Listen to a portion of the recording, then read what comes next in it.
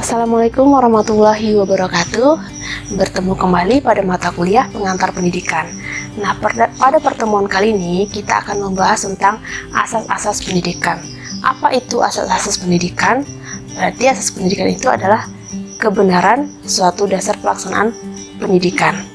Nah, apa saja asas-asas itu akan kita bahas pada video berikut ini. Baik, kita masuk ke materi, yaitu tentang asas-asas pendidikan.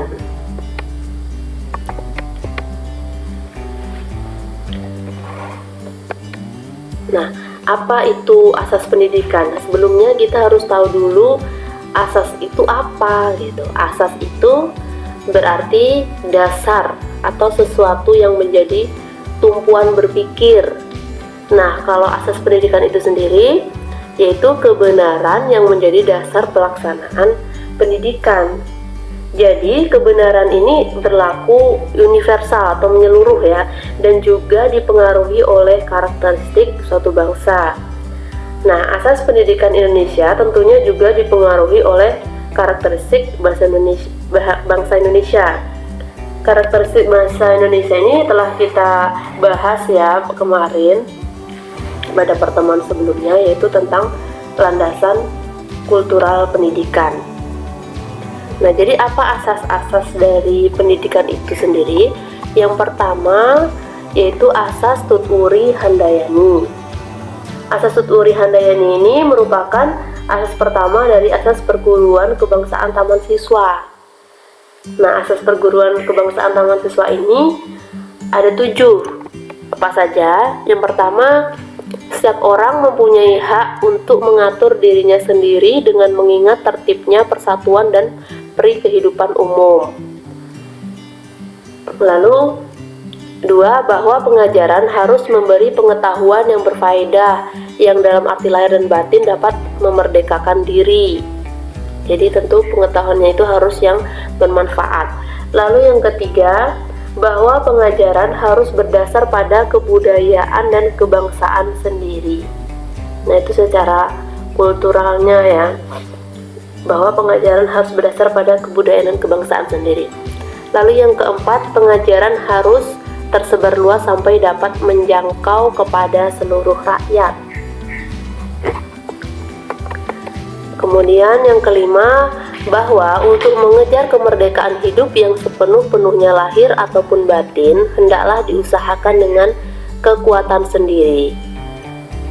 Yang keenam, sebagai konsekuensi hidup dengan kekuatan sendiri, maka mutlak harus membelanjai sendiri segala usaha yang dilakukan.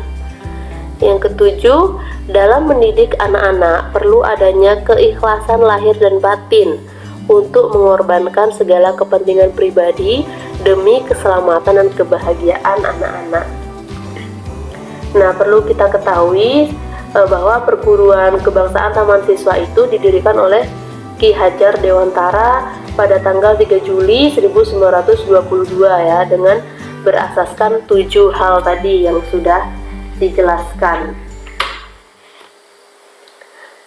Makanya asas tadi itu dulu dikenal juga dengan sebutan asas 1922.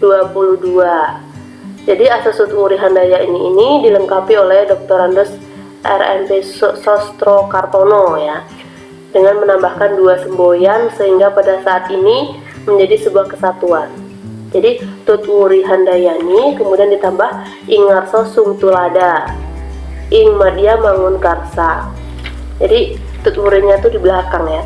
Ingarso Sungtulada, Ing Madya Mangun Karsa, dan Tuturi Handayani. Artinya itu jika di depan menjadi contoh, kalau Ing Madya Mangun Karsa ini artinya jika di tengah-tengah membangkitkan kehendak, hasrat atau motivasi. Lalu kalau Tuturi Handayani jika di belakang mengikuti dengan awas.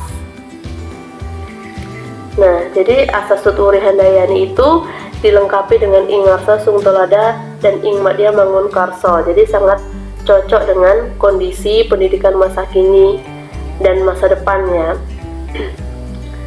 Jadi dalam melaksanakan kegiatan pendidikan, Seorang pendidik itu harus mampu menjadi panutan dan pemberi contoh bila ada di depan, lalu menjadi motivator dan fasilitator bila berada di tengah, dan mendorong serta mengawasi peserta didik bila berada di belakang. Nah, itu filosofinya ya. Lalu yang kedua, ada asas belajar sepanjang hayat. Nah, belajar sepanjang hayat atau long life learning ini merupakan sisi lain dari pendidikan seumur hidup ya, long life education. Nah, dalam konsep pendidikan seumur hidup itu yang harus diperhatikan itu bagaimana sistem yang dibuat agar tercipta program yang memungkinkan seseorang dapat belajar sepanjang hayat atau memperoleh pendidikan selama hidupnya. Nah, untuk mendukung konsep itu tentu harus disusun kurikulum yang mengandung konsep itu. Nah, dalam buku karangan Umar Tirta Raharja dan Lasulo ya dijelaskan bahwa ada 2 dimensi yang harus diperhatikan dalam penyusunan kurikulum yang berkaitan dengan belajar sepanjang hayat tadi. Apa saja dimensinya? Yang pertama ini yaitu dimensi vertikal dari kurikulum sekolah. Jadi meliputi di samping keterkaitan dan kesinambungan antara tingkatan persekolahan, harus pula terkait dengan kehidupan peserta didik di masa depan, yaitu tentang keterkaitan antara kurikulum dengan masa depan peserta didik, termasuk relevansi bahan ajar dengan masa depan dan pengintegrasian atau penyatuan ya masalah kehidupan nyata ke dalam kurikulum. Lalu yang B-nya, kurikulum dan perubahan sosial kebudayaan. Jadi seyogyanya kurikulum itu memungkinkan antisipasi terhadap perubahan sosial kebudayaan itu, karena peserta didik justru akan hidup dalam sosial kebudayaan yang telah berubah setelah menamatkan sekolahnya. Lalu yang C di sini, the forecasting curriculum, yaitu perancangan kurikulum berdasarkan suatu prognosis. Prognosis di sini ramalan tentang peristiwa yang akan terjadi. Jadi maksudnya tentang perilaku peserta didik pada saat menamatkan sekolahnya, pada saat sekolah ia sedang dalam sistem yang berlaku, maupun pada saat ia hidup dalam sistem yang telah berubah di masa depan. Kemudian yang D, keterpaduan bahan ajaran dengan pengorganisasian pengetahuan. Nah, ini terutama dalam pengaitanya dengan struktur pengetahuan yang sedang dipelajari dengan penguasaan kerangka dasar untuk memperoleh keterpaduan ide bidang studi itu.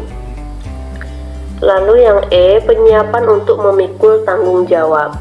Tanggung jawab yang bagaimana, yaitu baik tentang dirinya sendiri maupun bidang sosial atau pekerjaan, agar kedepannya itu dapat membangun dirinya sendiri dan bersama-sama membangun masyarakat.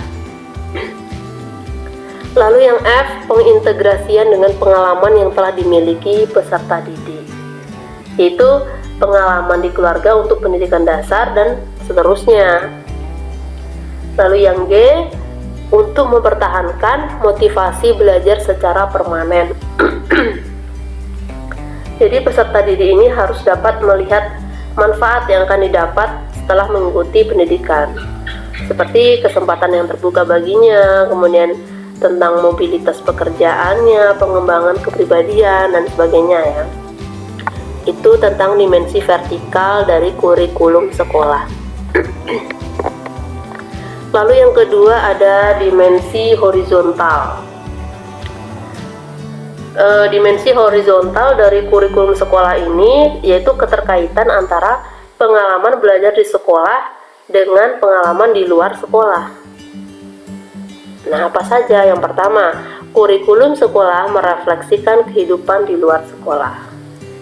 Kehidupan di luar sekolah menjadi objek refleksi teoritis di dalam bahan ajar di sekolah, sehingga peserta didik itu mampu memahami persoalan yang terdapat di luar sekolah. Jadi kejadian-kejadian peristiwa yang ada di luar sekolah itu dijadikan refleksi cerminan. Lalu yang B, memperluas kegiatan belajar ke luar sekolah. Jadi kehidupan di luar sekolah ini dijadikan tempat kajian empiris.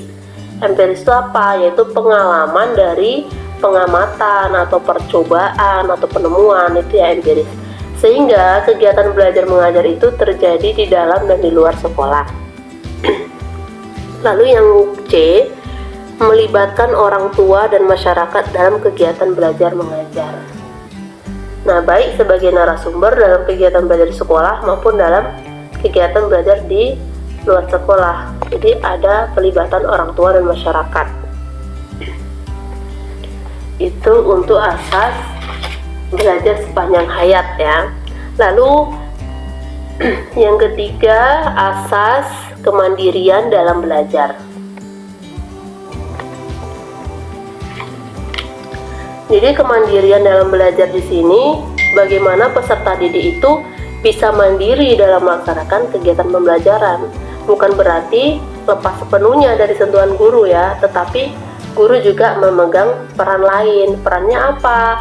Yaitu fasilitator, motivator, organisator, bukan sebagai tumpuan utama sumber belajar. Jadi guru itu bukan sebagai tumpuan utama sebagai dasarnya, tetapi sebagai fasilitator yang memfasilitasi.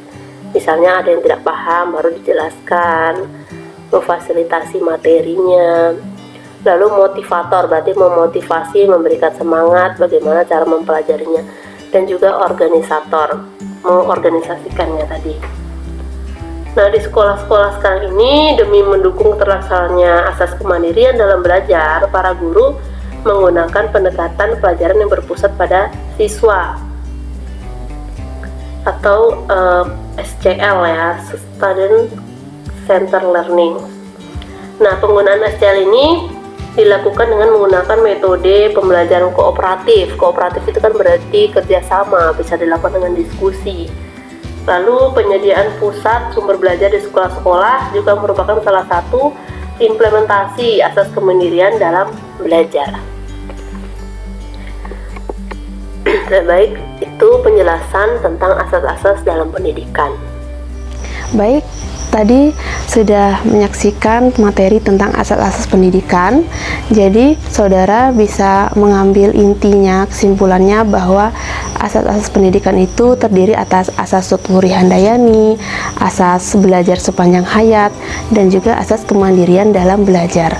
Nah, untuk selanjutnya ada pertanyaan, kita diskusikan di grup, dan juga nanti ada kuis dari saya. Baik, itu saja. Saya akhiri. Assalamualaikum warahmatullahi wabarakatuh.